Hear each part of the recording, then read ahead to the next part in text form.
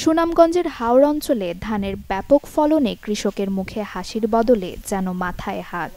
জেলা জুড়ে চলছে ধান কাটার মৌসুম, কিন্তু শ্রমিক সংকটের কারণে ধান কেটে ঘরে তুলতে না পারায় অনেকটা বিপাকে কৃষকেরা। একদিকে বৃষ্টি আর পাহাড়ি ঢলে হাওরে বন্যার শঙ্কায় দিন পার করছেন তারা, আর অন্যদিকে শ্রমিক মিললেও সেক্ষেত্রে গুনতে হচ্ছে বাড়তি মজুরি। ধান যাওয়া কিছু ভালো হয়েছিল, এখন যদি লেবার না পাই তো ধান পাখনা ধান তো পানির মাঝে ডুবো খাইব আর কি।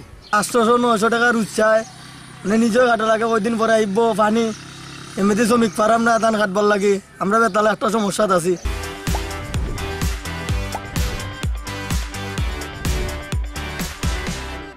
ধান দিয়ে খাটাইতাম, মানুষ পাওয়া যায় না। 12,000 টাকায় 1.5 জমিন খাটাইছি, তা দুই বেলা ভাত খাবাইছি। উবুল দিয়ে রেনশেন করছি, তা ফুসতাম কিলা আর বাচ্চা কাচ্চা লইয়া চলতাম কিলা খান। এবার ধান হলো খাসা, সরকারে বানিয়ে ঢুকিব, মানে খাসা ধান না গরু গিতা না খেয়ে খাইব।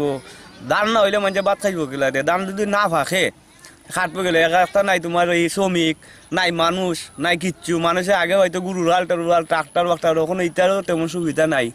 হাওড়ে শ্রমিক সংকট নিরসনে বালু পাথর উত্তোলন বন্ধ করে সকল শ্রমিকদের ধান কাটায় যোগ দেওয়ার নির্দেশনা দিয়েছে প্রশাসন।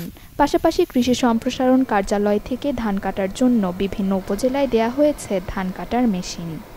স্থানীয়ভাবে আমাদের 1,80,000 শ্রমিক কাজ করছে, পাশাপাশি 10,000 শ্রমিক বাহির থেকে এসেছে।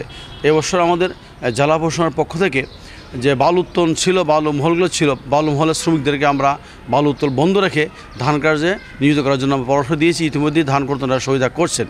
আর শ্রমিক যেহেতু কিছুটা সংকট রয়েছে, এক্ষেত্রে আমরা কমন হারভেস্টার মালিকগুলোকে বলেছি যে হাওরে ধান কর্তন করে দ্রুত নন হাওরে এসে তাদের কমেন্ট দিয়ে ধানগুলো কর্তন করার জন্যে।